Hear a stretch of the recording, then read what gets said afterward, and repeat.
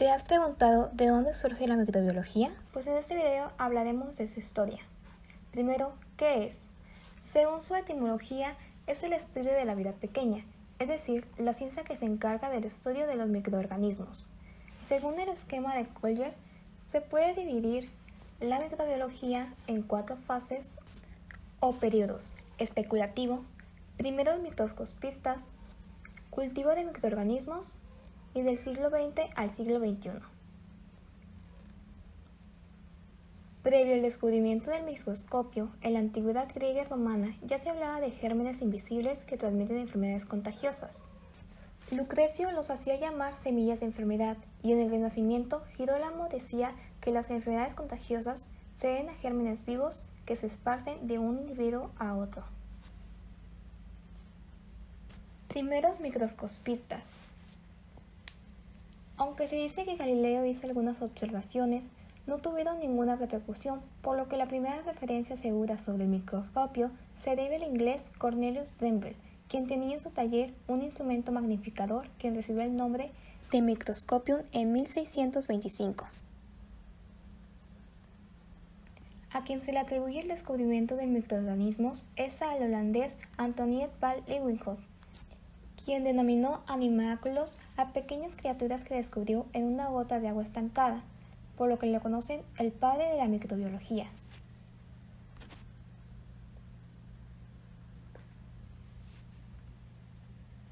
Al mismo tiempo, el inglés Robert Hooke, utilizando microscopios compuestos, describió los hongos filamentosos y empleó el término célula por primera vez al descubrir la estructura celular de las plantas. Debido a las imperfecciones de los microscopios compuestos, no eran aplicados al estudio de los animálculos hasta 1830, que se desarrollaron las lentes acromáticas. Cultivo de microorganismos. Generación espontánea.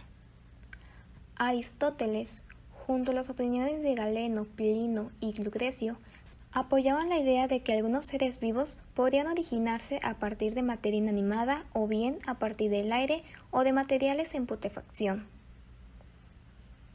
Esta teoría fue puesta en duda con los experimentos de Francesco Redi, tras comprobar que los insectos y nemátodos procedían de huevos compuestos por animales adultos de su misma especie. Demostró que si un trozo de carne era cubierto con gasa, las moscas no podían depositar allí sus huevos y no parecerían larvas. Los descubrimientos desacreditaron la teoría de la generación espontánea para los animales y plantas, pero tras el descubrimiento de animálculos se aceptó la generación de la vida en cuanto a sus formas superiores, pero se negó el mismo funcionamiento a los microorganismos. Además, tras el descubrimiento de que el oxígeno es importante para la vida, se creyó que al calentar el aire, el oxígeno perdía sus propiedades vegetativas. Fue Louis Pasteur el que desmintió por completo la teoría, tras sus experimentos donde calentó infusiones en matraces de vidrio a los que estiraba lateralmente del cuello, haciéndolos largos y estrechos, y dejándolos sin cerrar, estando así en contacto con el aire. Tras este experimento, demostró que el líquido no desarrollaba microorganismos, con lo que eliminó la posibilidad de que un aire alterado fuera la causa de la no aparición de gérmenes.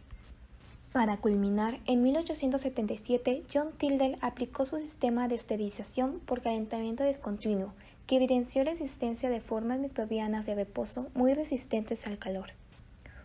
Un segundo factor contribuyente al nacimiento de la ciencia microbiológica fue el establecimiento de la relación que tienen ciertas transformaciones químicas a los microorganismos. Fue Pasteur, en 1857, quien demostró que los agentes de la fermentación láctica eran microorganismos. Pasteur identificó distintos microorganismos responsables de diferentes clases de procesos. Así, en 1860 da como responsables de la fermentación alcohólica a ciertos tipos de levaduras, inaugurando la microbiología aplicada. Durante estos experimentos, Pasteur descubrió la presencia de microorganismos que se desarrollaban en ausencia de oxígeno, acuñando los términos aerobiosis y anaerobiosis, del siglo XX a la actualidad.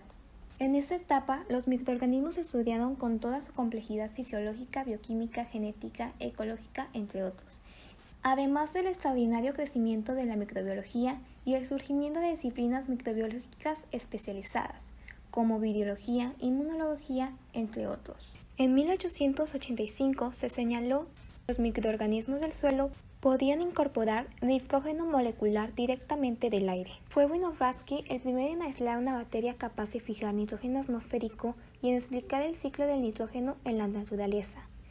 Martinus fue el descubridor del Azotobacter, una bacteria aerobia fijadora de vida libre que incorpora nitrógeno a la atmósfera mientras crece.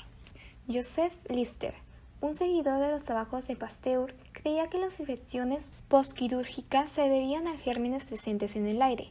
Comprobó que la aplicación de compuestos como el fenol o el bicloruro de mercurio en el lavado de instrumental quirúrgico de las manos y de las heridas disminuía notablemente la frecuencia de infecciones postquirúrgicas puerperales.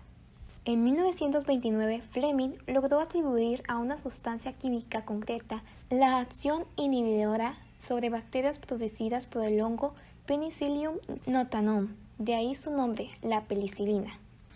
Durante los 10 años al término de la Segunda Guerra Mundial, vieron descripción de 196 antibióticos distintos producidos por 57 especies de microorganismos, principalmente actinomycetos. Ahora que ya hemos visto a grandes rasgos las personalidades que ayudaron a sentar la microbiología, daremos un recorrido por los descubrimientos que ésta ha dado.